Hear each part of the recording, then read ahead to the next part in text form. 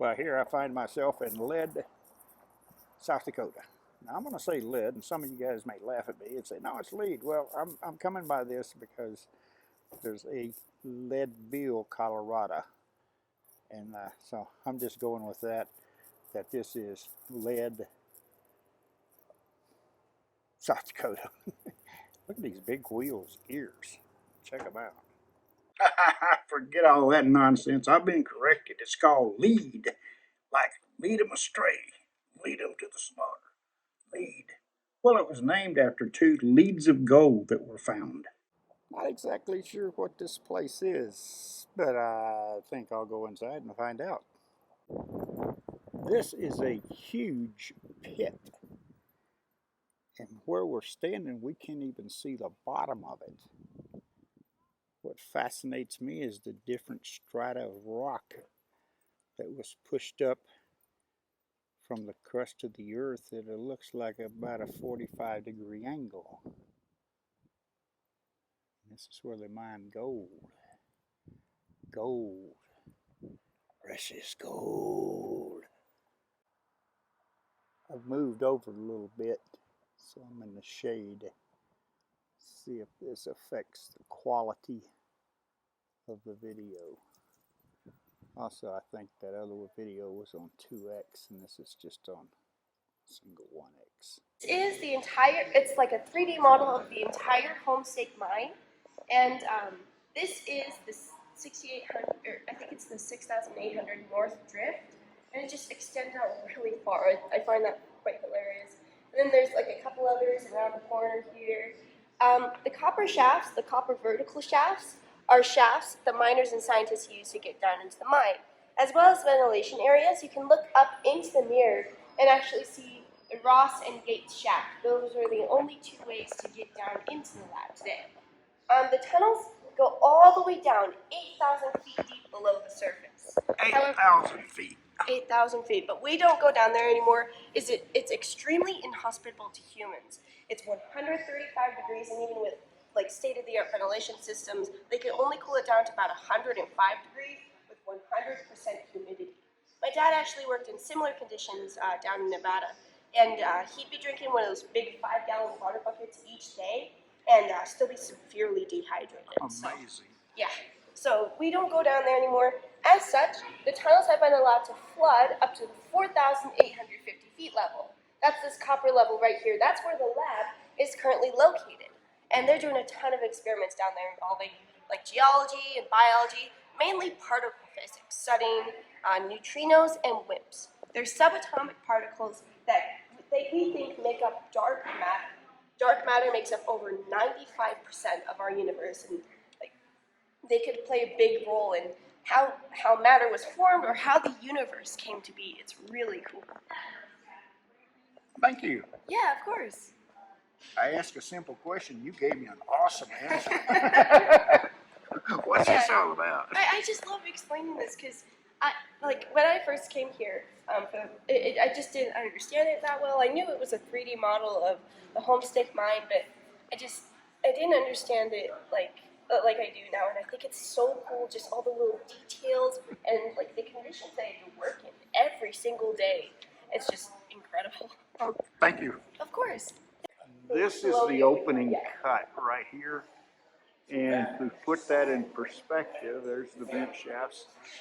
Put that in perspective with the rest of that is the bottom of the open cut there, and then here's the mine extending far, far below that to 8,500 feet. Wow. And then this copper level right here is where the lab is currently located. Mariana just gave me this fascinating explanation of the mobile, showing the different levels of the mine. What really surprised me was the mine is 8,500 deep, 8,500 feet deep. And at that point, it's 100 and I think she said 35 degrees in the mine. Have any of you folks ever been to Deadwood? Nope. Alright, so a few of you. Deadwood and Lead actually start around the same time in 1876. They were both mining communities, but just like siblings, they couldn't be any more different. Deadwood was a town of rogues and outlaws. miners panning the stream day after day in the hot sun, searching for little flecks of gold and nuggets. Lead's story really gets started in 1876 with Fred and Moses Manuel. They came here from cold, snowy Alaska to escape the weather, and to be honest with you folks, I have no idea why. Lead gets over 200 inches of snow per year, so they really didn't get a break. But once the spring snow melted, they found the Homestake claim, and they called it that because they wanted to return home to Montana, rich men. And as you will learn later on today, they were able to do so. Lead was actually named after the two leads of gold that the Manuel brothers found here. The open cut itself is 1 mile across from here to that grassy patch, half a mile wide, and 1,250 feet deep. In the 126 years Homestake operated, they mined out 167 million tons of ore. And a question we get asked very often is, where do all the 1 mile across to where that grassy slope is. Processing the gold? Well, a lot of it went into backfilling the tunnels, basically mixing the waste ore with water, creating a slurry mixture, and pumping it back into the tunnels they don't use anymore. Before they started doing that, lead was quite literally sinking into the open cut. Lead Main Street had to be moved around 3 times due to the constant expansion and unstable environment. My mom tells the story she could feel our house shifting sideways into the open cut, and a lot of structures had to be either destroyed or moved around because the mine became so large. We also pumped all the tailings into great big hills, and we'll see some artificial mountains. Homestake was quite literally moving mountains when they were here. And you can see the various geological formations in the open cut. I'm not really sure what they are. I'm not a geologist myself, but we do have a great information panel talking about it inside the visitor center. If you folks look over here on this hill, you'll see an old rusted structure. That's the old Abe shaft, and that's what the miners used to get down into Look at the different geological structures in the there. 1950s because conditions Tiny became too trees up unstable. there. Are there any questions? You can see the open pit part of it from a little bit better vantage point. And still, we can't see the bottom of that sucker. Okay.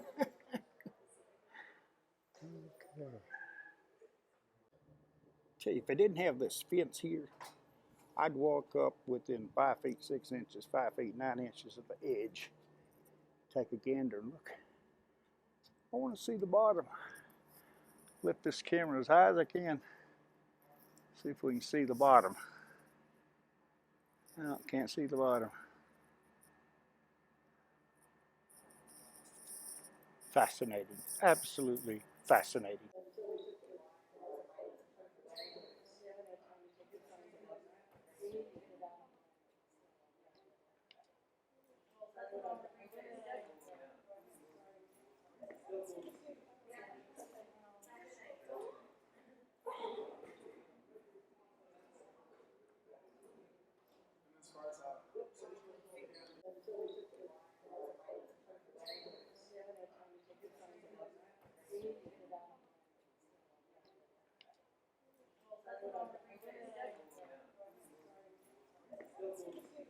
Telling my husband, I'm like, you know, and it's like families, you know, and stuff like that. And I would never get their names. To get their names, all their names was impossible because they're in and out, in and out.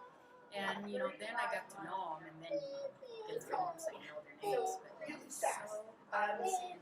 I'm on that action plan because you get so excited to see. Do you imagine those hurdles like that? What's challenging? That just dropped you straight down. Imagine that for 3 to 4 minutes. So yeah, it was complete. It just straight down. Nowadays, science doesn't need as much time.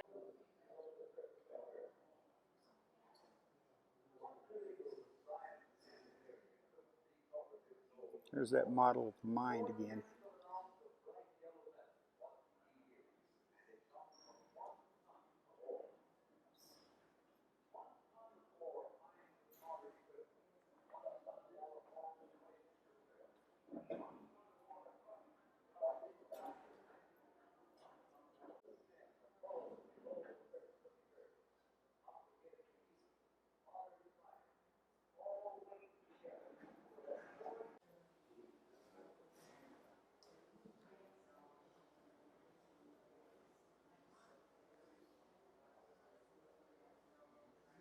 wouldn't dream of treating animals like that nowadays. So when these locomotives were installed, people were very thankful. So Homestake operated for 126 years. In that time, they produced 41 million ounces of gold, 9 million of silver, and 6 million of copper. Contributed financially to the state of South Dakota. In fact, Lead, South Dakota was so important to the U.S. economy that it had electricity before Boston. Up ahead and above, you'll see a conveyor belt where a company called Tyson Mining is excavating 2 huge caverns, the size of 2 Mount Rushmores. They're doing this so that the Sanford Underground Research Facility can make space for more experiments. So, fun fact, our ore is actually 5 times harder than granite. So it takes a long, complicated, and rather expensive process to extract any gold from it. Speaking of gold processing, this is Gold Run Park, and it was the original site of the Homestake processing plant. So this is where all the machines and crushers were that processed the gold. That may sound pretty boring, but this is where gold started becoming a reality. Within the first 2 months, the Emmanuel brothers made over $5,000 worth of gold. And that was a ton of money back then. So it was very profitable for them to run all this large and expensive equipment. However, in 1999, when gold prices dropped down to less than $300 an ounce, it was no longer profitable. In 2001, Barrick Gold purchased the Homestake mine with the understanding that no more mining would take place here. That may sound like Barrick got a bad deal, right? They purchased a mine, but they couldn't get any more profit out of it. However, Homestake also had operations in Peru, Chile, South Africa, and Australia, so they were able to get a corner of the gold market and drive prices back up. Today, gold is valued at a little more than $1,700 an ounce. Why were they not allowed to mine any more gold? I think it's a legal agreement between Sanford and Barrick. Barrick donated all this land to Sanford, but technically they still own it, and they don't want Sanford processing all this ore for gold. In fact, that conveyor belt we saw, they're going to take all the ore from excavating those caverns, and they're going to crush it up and dump it into the open cut. That may sound like it'll fill up, but it'll only cover about 1% of the total surface area. So it's kind of a weird relationship between Barrick and Sanford, because technically Sanford is allowed to use the space for laboratories and stuff like that, but Barrick still owns the land, even though they donated it to Sanford. I'm not too keen on the specifics of the agreement, but that's the general premise of it. Levels feature turrets, where armed guards were stationed to protect this large amount of money. To our right, we'll see a city park. It was the original site of the first Homestake hospital. And to our left, we'll see the Town Hall Inn, which was the original Homestake payroll office. We will pass by the historic Homestake Opera House, once the jewel of the West, the Phoebe Apperson Hearst Library, Deadwood had electric and the lights Black Hills Mining Museum. before Boston. The Black Hills Mining Museum was built as a tribute to the mine community, built by Homestake and volunteers. The upper level features a museum showing techniques from 1876 and onwards, and the lower level provides a simulated underground experience. As we head up this hill, I'd like to talk a little bit more about Thomas Greer. He was the mine superintendent for over 30 years in the mine. He died when he was 64, so he worked well over half his life with the mine. He overall turned Homestake into a safer community, lowering his employees' work hours from 14-hour days to 8-hour days. He fought 2 fires side by side with them, and overall turned Homestake into a safer community. Up ahead at the Episcopal Church, we'll see a statue of Thomas Greer, and you have no idea how many times I've driven by that and thought, why do we have a statue of Theodore Roosevelt in our town? But nope, that's Thomas Greer. And every year on May 18th, we celebrate Thomas Greer Day with a community cleanup.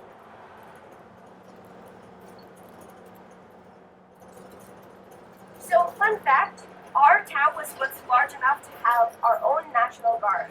So when they were here, this brick building ahead was the armory where they were stationed. It's now a storage space, but it once had a skating rink, and that was really fun. What was the biggest population here? The biggest what? What was the most population here? 13,000 people. And today, 3,000? It's today, yeah. Behind us, we'll see the Glover House. It's a private residence, but it just demonstrates the wealth that this community was based on. And to our right, we'll see a hotel under renovation. When this was built, it was called the Tilton Hilton because it was constantly sinking and swaying in the wind. So, to our right, we'll also see the Black Hills Roundhouse. This is the last remaining railroad structure built by Homestake in Lee today. It's going to be a restaurant in the future. Congratulations, folks! We are now 1 mile above sea level, 5,280 feet. Sold the Homestake claim to George for $70,000, which today is about $1.8 million. Indeed, if they knew the amount of revenue that the Homestake claim would generate, George got a real steal. So George married Phoebe. She was a 20-year-old woman, and when he died, she inherited the mine and all of his fortune. She invested in renowned geologists from around the world to come and find the richest areas of gold. She also became one of the most generous benefactors of Lee, donating the kindergarten program, the historic Homestake Opera House, the Moose Lodge, and my high school. This high school was built in 1940 for $500,000, which today is about $9 million. Features terrazzo floors, 3 gymnasiums, an indoor track above the gym, and a 1,000-seat theater. It was truly the high school of all high schools. And even now, I kind of like the way it towers over everything. So when you come here for speech or sports events, you already feel intimidated. Does it have a swimming? No, but the historic Homestake Opera House used to. The historic Homestake Opera House was what's the jewel of the West. So let's start with why here in Lee, South Dakota. Well, if you stick out your hand, 1 or 2 cosmic rays from the sun pass through it every second, and 1 billion subatomic particles called neutrinos are passing through your thumbnail. Neutrinos on their own are already really hard to detect. They're neutrally charged, they don't like to interact with matter very often, and when they do, it's under a very specific set of circumstances. So moving these experiments underground, blocks out the constant bombardment of cosmic radiation we're getting up here on the surface, and it allows us to observe the neutrinos. We're also trying to study the WIMP, weakly interacting massive particle. Neutrinos and WIMP, they think, are the 2 parts that make up dark matter. Dark matter makes up over 95% of the unknown universe. So the more we study and learn about neutrinos and WIMPs, the more we might understand, like, how matter is formed, or how the universe came to be. Gates. That leads directly down to the shaft, so don't fall over. It's a 5,000-foot drop. So through here, we'll get a better view of the yellow gates, as well as some railways that we see. That's where they would bring the ore carts out. So the cages would come up, they would pull the ore carts out and send them on their way to the Gold Run Park processing plant. They run the hoist to our allowed to take a video.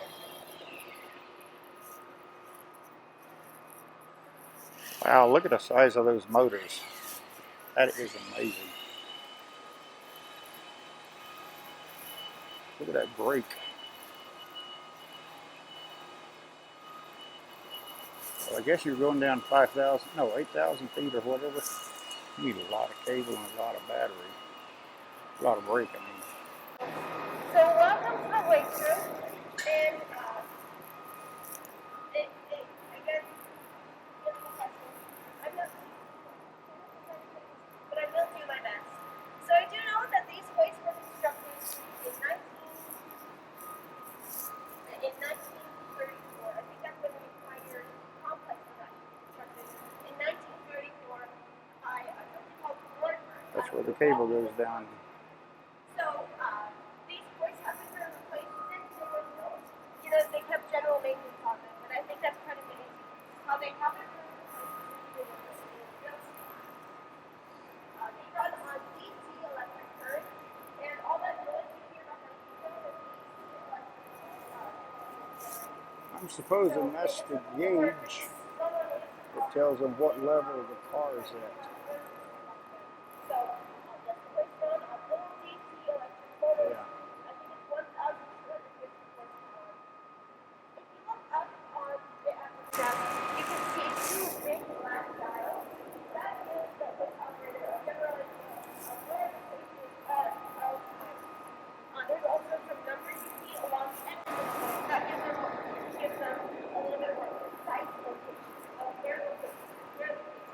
This is the biggest machine I've ever seen in my life. It's huge.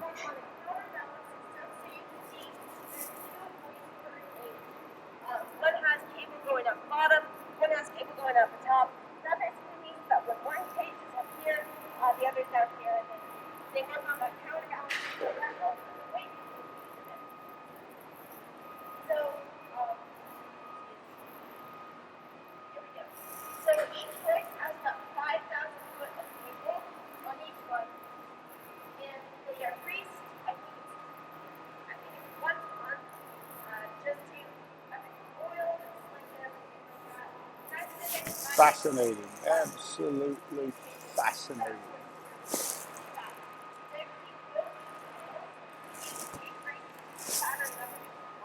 Looks like right here, this looks like this is the end of the cable right here. I know that the cable has been replaced once since these things were built in 1930. I'm not quite sure when, but I don't know how much 5,000 foot of steel cable costs. 5,000 feet of cable. They're experts collecting here to make sure that everything's lined up properly, that it's not on each other. And I'm not sure, but 5,000 foot of cable looks like a direct X-ray, but they do, and they know.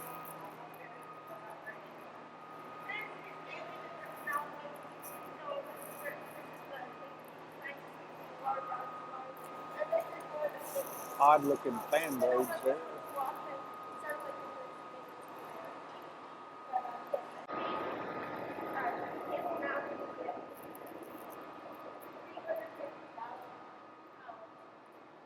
It's moving now.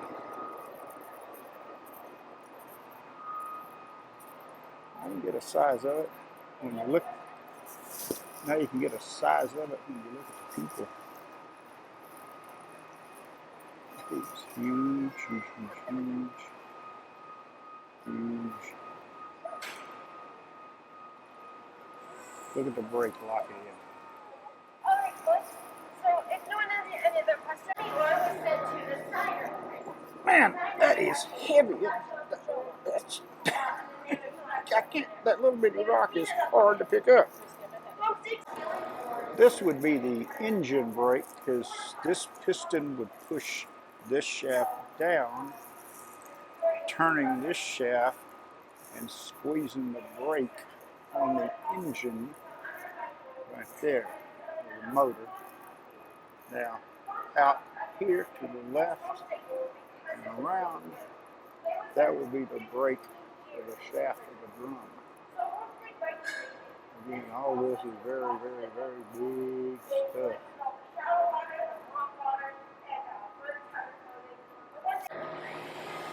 I wish I knew the spec on these motors. I keep looking for a placard or something, but I'm not seeing it yet. Fascinating. All the brushes. Huge. I've just been informed these are 1,500 horsepower each. Wow. Ethnic groups that moved here. It's really cool. My favorite recipe is the Cornish pasty. Pasties are like beef stew, vegetables, stuffed into a bread bowl. It's really hearty and delicious. There's some really great places in Deadwood that sell pasties. What were some of the immigrant groups that settled here? Chinese, Bohemian, African American, Finnish, German, all over the world. Wow. Yeah. So as we head back to the visitor center, I'd like to talk a little bit more about the science here in Lee. It all started with Ray Davis and his neutrinos. Ray Davis came back here in the 60s and built a 100,000-gallon tank of basically dry cleaning fluid. He stuck it underground, and his experiment was specifically designed to detect neutrinos, but there was a problem. The solar neutrino problem. Over 30 years, he thought he would detect 10 neutrinos. He only got 3. So scientists flocked to Lee to contribute, dispute, and observe why he didn't get the results he wanted. Well, eventually, his results were confirmed by 2 other labs. So even though we're still solving the problem of how to detect newer neutrinos, Ray Davis actually confirmed their existence, and he was awarded the Nobel Prize in Physics in 2002. They've been theorizing about neutrinos since the early 1900s, but Ray Davis actually confirmed their existence. I'm going to have to look into neutrinos now. Yeah. We don't know a lot about them, but they still surprise us every time we study them. For instance, scientists originally thought there was only one type of neutrino. Turns out there's actually three: the electron, the muon, and the tau neutrinos. The scientists up at the lab call them the chocolate, the strawberry, and the vanilla neutrinos. So, it's quite cool. We actually get our name from Sanford. We were in competition with two other labs, one in Colorado and one in Minnesota, for our location here for the research lab, and Sanford kicked in $70 million in order for our location to be chosen. So that's where we get our name.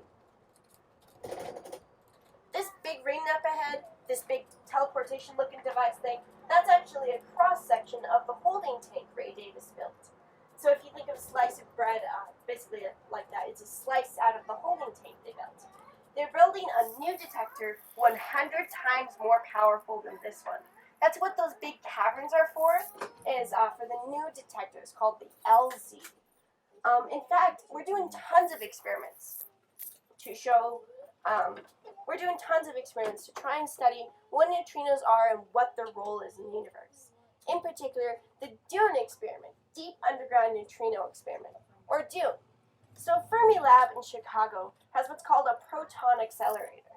Basically moves all the neutrinos and protons in an infinity loop, getting them all excited and charged up. They're going to shoot a beam of neutrinos 800 miles through the Earth. Thank you. Oh, a new visual aid. Awesome. So, awesome. Yeah, so Fermilab in Chicago has this proton accelerator, and they're going to shoot a beam of neutrinos 800 miles through the Earth to our detectors here in Leeds, South Dakota. This journey will take about 1/7 of a second. Neutrinos can go through anything. Someone told me if you took a light year's worth of lead, basically take the distance of a light year, fill it with lead, and shoot a beam of neutrinos through it, 50% of them will make it through to the other side. They're really incredible particles. So, yes, this journey will take about 1/7 of a second, and it'll hopefully give us a window into the dark matter that makes up our universe. So this experiment will be ready to run in 2024, which is the year I graduate. So that'll be quite cool to see this revolutionary research that comes out of it. They actually think they'll be able to disprove Einstein's theory of relativity with the results they get from this. Good luck on that. I know. I sure hope you liked the video. If you did, please like, share, and subscribe.